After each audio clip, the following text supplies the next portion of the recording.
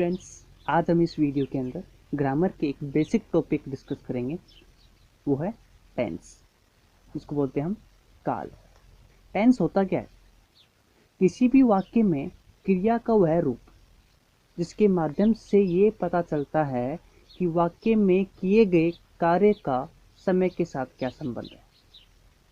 कार्य वर्तमान में हो रहा है या भूतकाल में हो गया है या भविष्य में होने वाला है। ये हमें कौन बताता है? ये हमें टेंस बताता है। तो टेंस कितने टाइप के होते हैं? एज यूजुअली हम टेंस 3 टाइप के पढ़ते हैं: प्रेजेंट, पास्ट, फ्यूचर। इनके सब टाइप्स भी होते हैं, जैसे कि simple, continuous, perfect, perfect continuous. पहले हम डिस्कस करेंगे प्रेजेंट टेंस के बारे में। तो प्रेजेंट टेंस के जो सब टाइप्स हैं वो कौन से हैं? Simple present, present continuous, present perfect और present perfect continuous. Simple present. Simple present क्या होता है? तो बच्चों, जिस वाक्य के अंत में ता है ती है आता हो, जिस वाक्य के अंत में ता है ती है आता हो, वो सिंपल प्रेजेंट का माना जाता है। जैसे कि राम आम खाता है। अब इस वाक्य में ता है ती है आ रहा है, ये किस में हो गए? सिंपल प्रेजेंट में हो गया। दूसरी बात, सिंपल प्रेजेंट रूटीन या रेगुलर एक्शन के लिए आता है। रूटीन या रेगुलर एक्शन कौन से होते हैं? जो काम हम रोज करते हैं। राम विद्यालय जाता है, तो राम रोज विद्यालय जाता है, तो ये क्या है? उसका रूटीन है, वो रेगुलर काम करता है। और रूटीन और रेगुलर काम के लिए क्या आता है? सिंपल प्रेजेंट टेंस यूज होता है। तीसरी बात, हैबिचुअल एक्शन। अभी हैबिचुअल एक्शन क्या होता है? हैबिचुअल एक्शन वो होता है बच्चों जो आदत में आता है, हमारी आदत में शामिल होता है। जैसे कि वह चीनी के बिना चाय लेता है।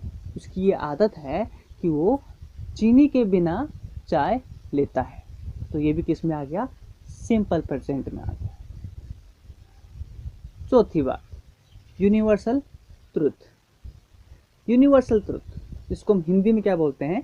सार्वभौमिक सत्य। वो सत्य जो कभी बदल नहीं सकता, वो किस में आते हैं? यूनिवर्सल ट्रुथ में आता है। जैसे कि the earth moves round the sun. जो हमारी पृथ्वी है वो सूर्य के चारों तरफ चक्कर लगाती है।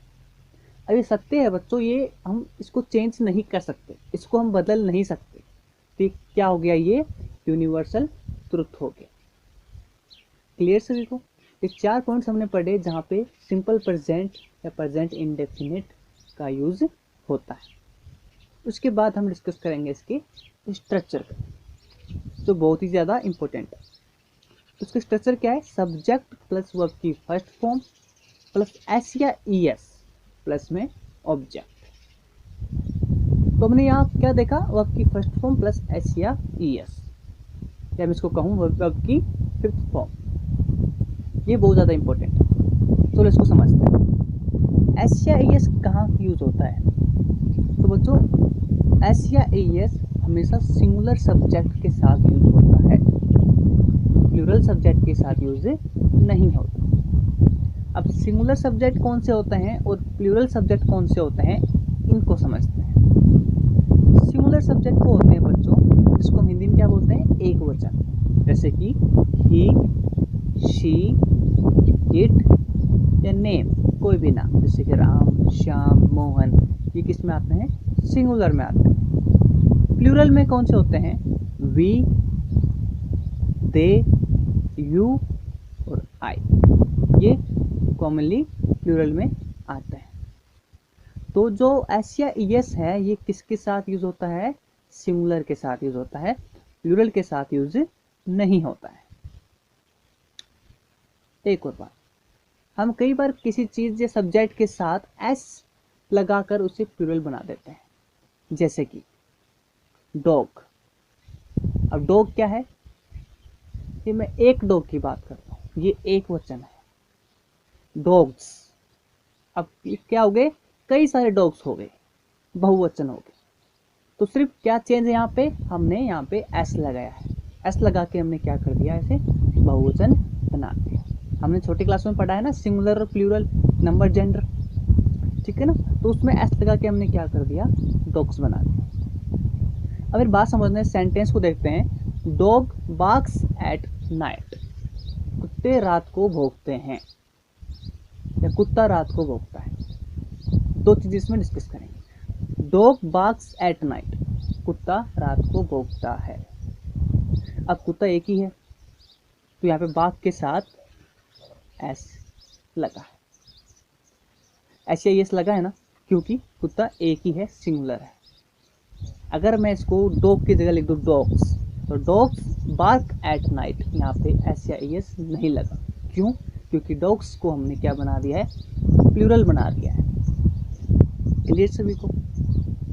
आगे चलते हैं इसके कुछ और टाइप्स, जैसे कि अफर्मेटिव, नेगेटिव, इंटेरोगेटिव। एफर्मेटिव क्या होता है, तो एफर्मेटिव वाक्य यानी कि हम बोलते हैं कि सकारात्मक, पॉजिटिव इसको बोलते हैं, जिस वाक्य के अंदर ना या नहीं का यूज नहीं हुआ हो। जैसे कि राम खाना खाता है, इसमें कहीं भी नहीं का यूज नहीं हो रहा। अजय उपन्यास लिखता है, इसमें कहीं भी नहीं का यूज नहीं हो रहा। नेगेटिव का यूज कहाँ होता है, जहाँ पे नहीं का यूज हो रहा हो। अजय उपन्यास नहीं लिखता, राम खाना नहीं खाता, ये क्या हो गया, नेगेटिव। क्यों, क्योंकि यहाँ पे नोट का यूज हो रहा है। अगला इंटेरोगेटिव यानी प्रश्नवाचक, जिस सेंटेंस के अंदर हम क्वेश्चन पूछते हैं। जैसे कि राम कब खाना खाता है, क्या राम खाना खाता है। अजय कब उपन्यास लिखता है, क्या अजय उपन्यास लिखता है। ये क्या हो गए, इंटेरोगेटिव यानी कि प्रश्नवाचक। अब इसके एग्जाम्पल देखते हैं। अफर्मेटिव के एग्जाम्पल कौन से हैं। आई स्टडी एट नाइट, बच्चों देखना, आई स्टडी एट नाइट। अब इसमें वर्ब कौन सी है, स्टडी है ना, लेकिन देखो यहाँ पे स्टडी के साथ एस या एस नहीं लगा है। स्टडी के साथ एस या एस नहीं लगा है, क्यों नहीं लगा है, क्योंकि यहाँ पे सब्जेक्ट क्या है, प्लूरल, आई है। आई को हम प्लूरल मानते हैं, तो आई के आने के कारण यहाँ पे स्टडी, ओनली स्टडी आया है, इसके साथ एस या एस का यूज नहीं हुआ है। ये अफर्मेटिव का sentence. Sentence number second, he goes to college every day। अब देखो वर्ब कौन सी है, गोज। अब देखो गो के साथ यहाँ पे ईएस लगा है, तभी गोज बना है। अब यहाँ पे एस या एस क्यों लगा है, क्योंकि सब्जेक्ट क्या है, यहाँ पे सिंगुलर ही है, और ही क्या होता है, सिंगुलर सब्जेक्ट होता है, एक वचन होता है, इसलिए यहाँ पे एस या एस लगा है। He goes to college every day, वह रोज कॉलेज जाता है, यानी कि रेगुलर काम हो रहा है। और रेगुलर के लिए कौन सा टेंस आता है, सिंपल प्रेजेंट टेंस आता है। अब नेगेटिव एग्जांपल देखते हैं। He does not read books, वो किताबें नहीं पढ़ता। अब इस सेंटेंस के अंदर हम एक नई चीज सीखेंगे, वो है use of do and does. Do और डज का यूज, डू का यूज कहाँ होता है, डज का यूज कहाँ होता है। तो बच्चों इसमें चेंज दिख रहा है आपको, डू एंड डज में क्या है, इसमें सिर्फ इतना चेंज है कि डू के बाद में ईएस लग रहा है, डू के बाद में ईएस लग रहा है, यानी कि वो एस या ईएस की कहानी। तो मैंने क्या पढ़ा था कि सिंगुलर के साथ एस या ईएस लगता है, प्लूरल के साथ नहीं लगता है। यानी कि डज कहाँ आएगा, सिंगुलर के साथ आएगा, और डू कहाँ आएगा, प्लूरल के साथ आएगा। जैसे कि अब he does not read books, अब यहाँ पे ही आ रहा है ना, सिंगुलर है, तो डज आया है। अगर मैं ही को काट कर दे लिख दूं, यानी कि प्लूरल बना दूं इसे, तो क्या होगा? They do not read books. Does नहीं आएगा क्योंकि दे क्या है? प्लूरल है, और प्लूरल के साथ एस या ई एस का यूज नहीं होता है। अगला है इंटेरोगेटिव सेंटेंस, जिसमें हम क्वेश्चन पूछते हैं, प्रश्नवाचक लगा देते हैं। जैसे कि क्या नवनीत नोवेल लिखता है? Does Navneet right A novel? When does Navneet right A novel? Navneet novel कब लिखता है? When does Ram right A novel? Ram novel क्यों लिखता है? तो ये क्या आगे सारे क्वेश्चन मार्क में आ रहे हैं, यानी इसको क्या कहेंगे हम? इंटेरोगेटिव सेंटेंस कहेंगे। तो यहाँ मैंने बच्चों आपने देखा होगा कि यहाँ पे डज का यूज हो रहा है, क्योंकि नवनीत क्या है? सिंगुलर है। राम क्या है? सिंगुलर है। क्लियर सभी को? अब इसके बाद में हम डिस्कस करेंगे कुछ टाइम एक्सप्रेसिंग एडवर्ब्स जो वर्ब को डिफाइन कर। बच्चों ऐसे वर्ड्स में बताएंगे जिसको आप देखकर ये पहचान जाओगे कि कौन सा टेंस है ये सिंपल प्रेजेंट। अगर आप ये पहचान जाते हो कि टेंस कौन सा सिंपल प्रेजेंट है, तो कोई दिक्कत ही नहीं आने वाली। फिर आप सीधा वर्ब की फर्स्ट फॉर्म प्लस एस या एस लगाना है या नहीं लगाना है, उस पॉइंट पे पहुंचोगे। तो वो है कौन से, वो नंबर कौन से हैं, वो पॉइंट्स कौन से हैं जिसके से आप पहचान पाओगे कि ये सिंपल प्रेजेंट है, यानी वो एडवर्ब्स कौन सी हैं। Always, often, sometimes, generally, usually, rarely, seldom, never, daily, every day, every night। ये वर्ड्स जिसे हम एडवर्ब्स कहते हैं, इन वर्ड्स को देखकर आप पहचान जाओगे कि ये कौन से हैं, ये सिंपल प्रेजेंट के वाक्य हैं। जिस क्वेश्चन में आपको दिख जाए तो आप समझ जाना कि ये सिंपल प्रेजेंट के वाक्य हैं। जैसे कि ही always comes here at night, वो हमेशा यहाँ पे रात को आता है। रेगुलर काम हो रहा है ना, रोज काम हो रहा है कि रोज वो रात को यहाँ पे आता है। तो ऑलवेज दिख रहा है ना आपको, तो ऑलवेज दिख गया, मतलब ये कहाँ गया? सिंपल प्रेजेंट में चला गया। तो अब कौन सी यहाँ पे? कम्स। तो यहाँ पे एस या एस लगा है ना बच्चों, क्यों लगा है? क्योंकि ही क्या है? यहाँ पे सिंगुलर है। ये बात हमेशा याद रखना। अगला, he rarely comes here at night, वो कभी कभी रात को आता है। वो यहाँ कभी कभी आता है, रोज नहीं आता है ना, तो रेयरली आ रहा है यहाँ पे।